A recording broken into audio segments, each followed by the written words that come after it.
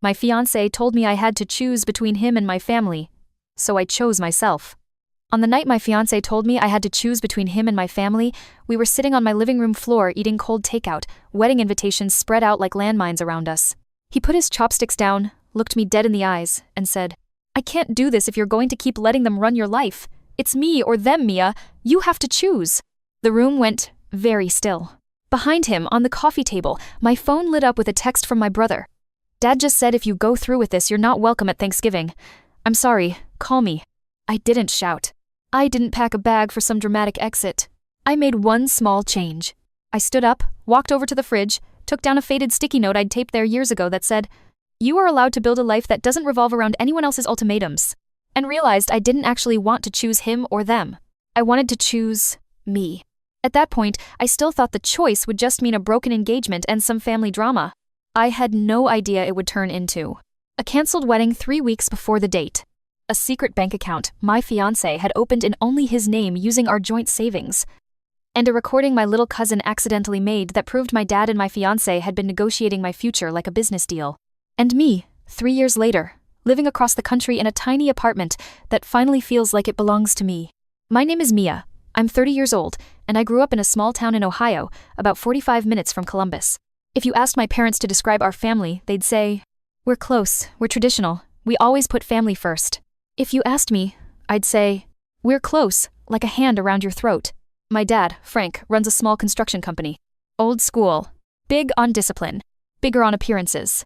My mom, Denise, is the kind of church-going, casserole-making woman who will iron napkins for Easter dinner and then quietly act like you stabbed her if you say you're not coming. I have one older brother, Mark, golden child, star quarterback in high school, now a finance guy with a neat little house 10 minutes from my parents. Growing up, there was an unspoken rule. Mark got to be his own person. I was an extension of my parents' reputation. They didn't say, "We own you," out loud. They said things like, "We gave up everything for you. Good daughters don't move away." I just don't understand kids who choose friends and partners over their own blood. When I went to college, my acceptance letter was for a school in Chicago, 8 hours away. I was over the moon. My dad sat at the kitchen table, letter in hand, jaw clenched. "This is cute," he said. "Backup plan. But you're going to state. It's 20 minutes away. You can live at home, save money, help your mother." My mom patted my hand. "Someday you'll thank us," she said. "The world is scary. Family is safe." I went to state. Lived at home. Commuted. Pretended it didn't bother me when my friends went on about dorm life and lady-night pizza. My first rebellion was majoring in graphic design instead of business. "You'd have thought I'd set the house on fire. How are you going to pay bills drawing pictures?" my dad scoffed. "That's not a real job." I got a job. Entry level at a little marketing agency downtown. I worked my way up. By 27, I was a senior designer. Salary decent. Portfolio strong.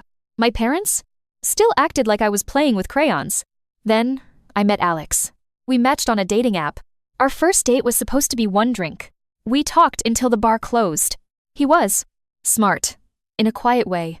The kind of guy who actually listened when you talked. Funny, without needing to be the loudest in the room. He was from out of state, Michigan, and it showed. When I joked about my parents losing their minds if I missed Sunday dinner, he said, "You're 30, they'll get over it." With a straight face. Like that was a normal thing to say. We started dating. He was patient with my sorry, can't, family thing cancellations. "Do you really have to go to every single one?" he'd ask. "Can't we take a weekend just for us?" I'd shrug. "You don't know my parents," I'd say. "If I miss one thing, I'll never hear the end of it." He met them properly 6 months in. We did the big dinner. My mom fussed over the tablecloth. My dad grilled him like he was at a job interview. "What do you do? What's your 5-year plan? How much debt do you have?" Alex answered calmly. He didn't flinch when my dad said, "If you ever hurt my daughter, I'll bury you," with a half smile that wasn't really a smile. Afterwards, in the car, Alex said, "Your dad's intense." "That's one word for it," I said. But he still asked if he could see me the next day. He didn't run. That counted for a lot. We dated for 2 years. We talked about marriage, kids, where we wanted to live. He wanted options. Maybe move closer to his family at some point. Maybe try another city. I froze every time my brain went there. Because in my parents' unspoken script, getting married meant church wedding, settling in a house within a 30-minute radius, Sunday dinners, grandkids in matching Christmas outfits in front of the same fireplace I'd posed in front of. It meant extending the hand around my throat, not cutting it off. Still, when Alex proposed on a weekend trip to Asheville, just the two of us in a little cabin, no audience, I said yes. Because I loved him. Because I wanted a life with him. I just hadn't yet figured out how to tell my parents that life with him might not look like the one they assumed they were buying when they bought my prom dresses. We told my parents first. Mistake number 1. We invited them over for dinner. My mom noticed the ring before we'd even sat down. Her hand flew to her chest. "Oh, Mia, is that?" she gasped. I nodded, smiling. "Alex proposed," I said. "We're engaged." She squealed. My dad stood up, shook Alex's hand so hard it looked painful. "Well," he said, clapping him on the shoulder, "welcome to the family, son." The next sentence, though, was the one that set up everything that came after. He turned to me and said, "Now, we can finally start planning your real life." He meant church, house nearby, family calendar filling up with obligations. My mom took over with talk of venue, guest lists, cake flavors she liked. No one asked what we wanted. We didn't correct them. Mistake number 2. We also told Alex's parents. They live in Michigan. We did a FaceTime. His mom cried. His dad said, "We're so happy for you. Wherever you kids end up, we'll come visit." With zero hints about needing us within a specific radius. The difference was stark. As we started planning, the clash of expectations became impossible to ignore. My parents insisted we get married in my childhood church. "It's not negotiable," my mom said. "Our friends will expect it." Alex wanted something smaller, maybe outdoors. "We barely even go to that church," he said. "Your mom goes, that's it." When we floated the idea of a barn venue instead, my dad's face tightened. "Are you embarrassed of this family?" he asked. No nuance. Straight to guilt. I caved. "Fine," I said. "Church it is." Over and over, little decisions went like that. My mom accidentally ordered navy tablecloths because white is too stark. My dad joked about us buying the house 3 doors down from them, and then got sulky when we hesitated. My brother made comments like, "At least Dad will help you with a down payment if you stay close." I didn't get that. Alex watched all this, jaw gradually getting tighter. One night, after my parents left in a whirlwind of fabric swatches, he said, "Do you notice how many of your sentences about the wedding start with 'my mom wants' and 'my dad says' and not 'I want' or 'we decided'?" I brisked. "They're paying for half," I said. "It's their right to have input." "Input? Yeah," he said. "Control? Not so much." We had our first serious fight about my family that night. He said things like, "You're 30, Mia. You're allowed to make your own choices. I don't want to spend the next 40 years asking your parents for permission to live our life." I didn't propose to them. I proposed to you. I said things like, "You don't understand our culture. They sacrificed so much for us. If we cut them out, I lose my entire support system." He sighed. "I'm not asking you to cut them out," he said. "I'm asking you to grow a spine with them. Just a little." I slept badly that night, stomach in knots, because deep down, I knew he was right. I also knew that every time I tried to say no to my parents, the ground moved under my feet. It got worse when we brought up the idea of maybe one day moving closer to his family in Michigan. We were at Sunday dinner. Potrost. Mashed potatoes. My dad asked about mortgage rates. Alex said gently, "We're keeping our options open. We might want to try living in Michigan for a while at some point. My parents are getting older too." You could have heard a pin drop. My mom set her fork down slowly. "You're joking," she said. "No," Alex said. "Not tomorrow. Not even necessarily in the next couple of years. But at some point, yeah, we'd like the freedom to try something new." My dad's jaw clenched. "My grandkids are not moving 2 states away," he said. It wasn't a request. It was a command. "We don't even have kids yet," I said weakly. "Exactly," he snapped. "Let's not set up bad habits before they're even born." The car ride home was quiet. Then Alex said, "Do you see what I mean? Every time we talk about our future, they talk like it's theirs, and you let them." I stared out the window. "Maybe it's easier if we just stay," I muttered. "It's not that bad." He was quiet for a long time. Then he said something that would come back to haunt both of us. "I can deal with demanding in-laws," he said. "I can't deal with a wife who won't stand up to them at all." As the wedding got closer, the pressure cooker turned up. My dad joked more often about us buying the house down the street. My mom started sending me listings. "Look how perfect this one is," she'd text. 3 bedrooms, big yard, close to schools and church. Alex and I had agreed we wanted to rent a bit longer. We didn't want to commit to a house yet, let alone one on my parents' block. We need time to be just us, he'd said. Figure out where we actually want to be. Every time I tried to communicate that to my parents, the guilt train pulled into the station. So you're too good for this town now? What? We're not good enough grandparents unless we're on your street? Your brother didn't complain about raising his kids near us. One night, my little cousin Lily, she was 10 at the time, was doing her homework at our kitchen table while our moms baked cookies. She wandered into the living room holding a sheet of paper. Aunt Mia, she said, is this from your dad? She handed me a folded letter. On the front, in my dad's handwriting, Mia and Alex. Inside, typed neatly, Mia, Alex, your mother and I have discussed it and are willing to gift you $50,000 toward a down payment on a house on the condition that you purchase within a 30-minute drive from our home. This offer is void if you move out of state. We are not in the business of financing other people's poor decisions. Love. Dead. I read it twice. Handed it to Alex. His face went from amused to furious in 2 seconds. Poor decisions, he said. Wow. He grabbed his phone. Pulled up his banking app. Speaking of decisions, he said tightly, there's something I've been meaning to show you too. He turned the screen toward me. A new savings account. Opened the week before. In his name only. Balance, $18,000. Exactly half of what we'd been saving together in our joint future home account. I moved my half out, he said. I wasn't sure I could trust that your father wouldn't try to tie strings to our money too, or that you wouldn't go along with it. That stung. And you didn't think to tell me? I asked. I was going to, he said. But every time I tried, your mom would call about cake tastings, or your dad would send another passive-aggressive group text about real families stay close. He swore. This is what I mean, Mia, he said. They're already writing contracts for our life, and you keep saying, maybe it'll be fine. It's not fine. I stared at the letter. At the bank app. At my little cousin playing with the cat on the rug, blissfully unaware. Something inside me cracked. I was tired of being a rope in a tug-of-war I hadn't agreed to. A few days later, I went to my therapist. My therapist, Dr. Kim, listened to the latest saga, the down payment letter, the bank account, the me or them energy radiating off Alex, and then asked me a question I hated. If you imagine your life 10 years from now, if nothing changes, same town, same level of interference from your parents, same dynamic with Alex, how does your body feel? I closed my eyes. Imagined. A house on my parents' street. Kids buckled into car seats for mandatory Sunday dinners. My dad dropping by whenever he wanted. Alex resentful and withdrawn. Me in the middle, always smoothing, apologizing, justifying. I felt suffocated. My chest hurt. I said so. She nodded. Now imagine you say no to both extremes, she said. You don't choose your parents' script. You also don't choose a partner who needs you to cut off your family completely to feel secure.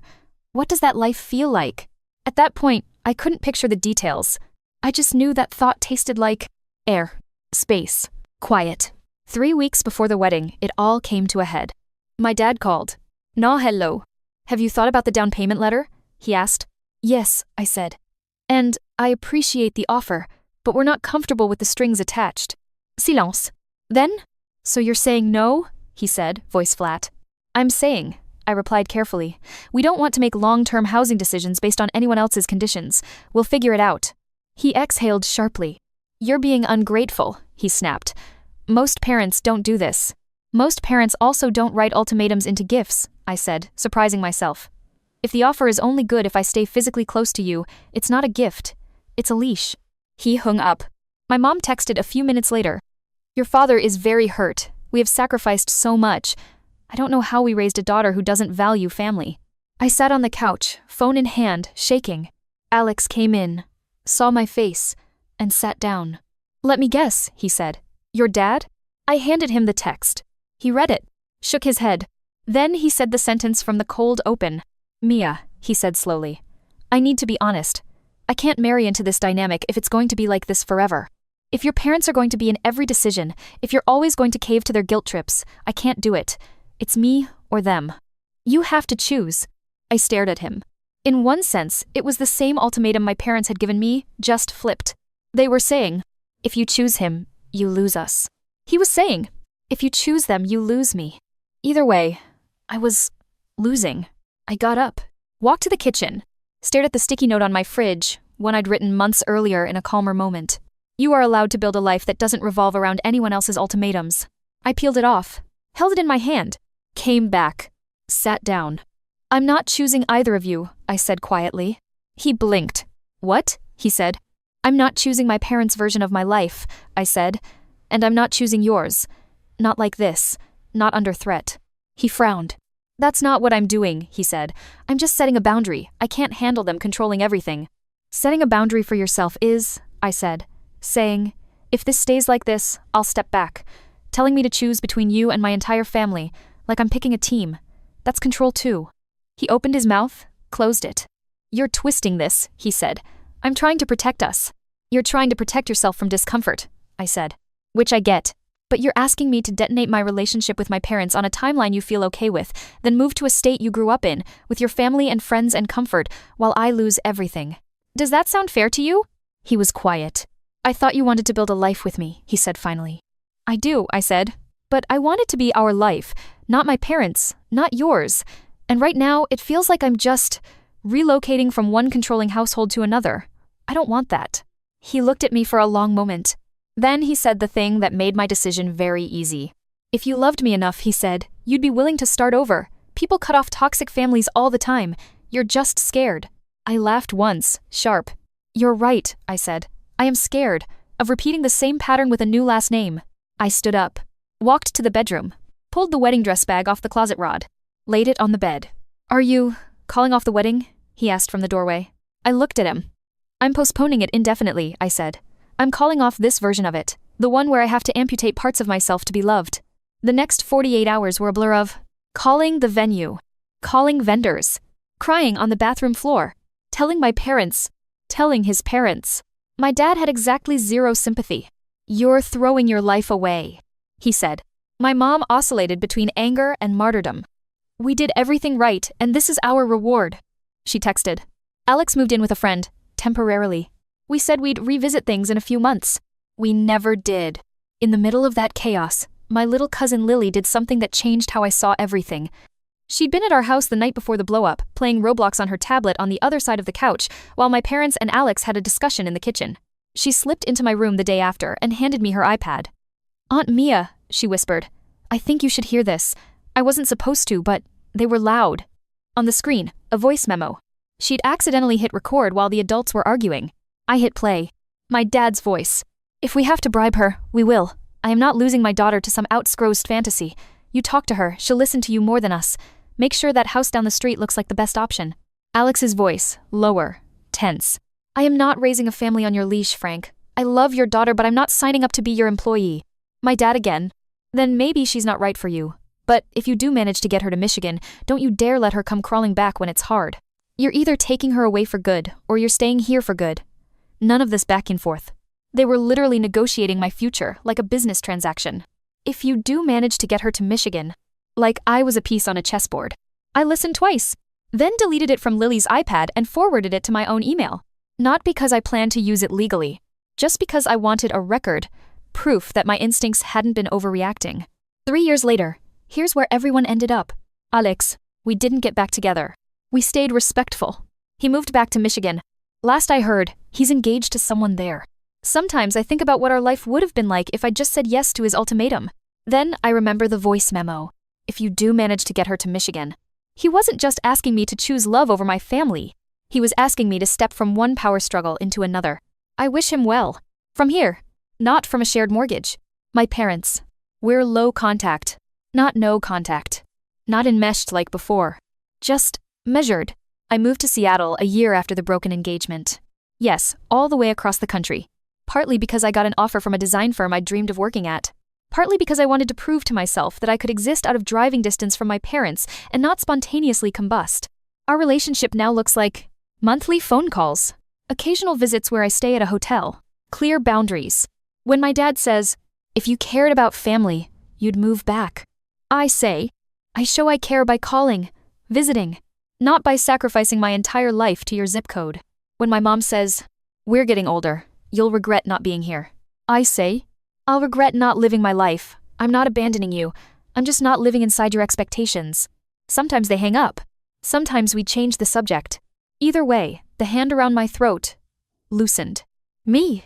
I live in a 500 square foot apartment with 1 bedroom, too many plants, a view of a coffee shop I spend too much money at. I walk to work. I meet friends for trivia nights. I go on dates sometimes. I am not in a rush to get married. That used to feel like failure. Now, it feels like freedom. I still love my family. I still get pangs of envy when I see friends who have easy, supportive parents. I still sometimes question if I did the right thing. Then I imagine that 10-year future Dr. Kim made me picture. Me in a house on my parents' street, resentful. Alex or some other partner resentful. Kids learning that love equals guilt and obligation.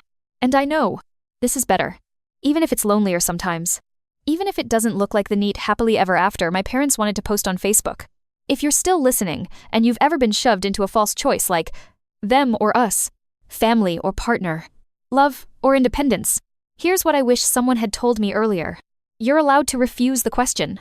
You're allowed to say, I won't choose either of your ultimatums. I'll choose a third option that doesn't require me to amputate parts of myself.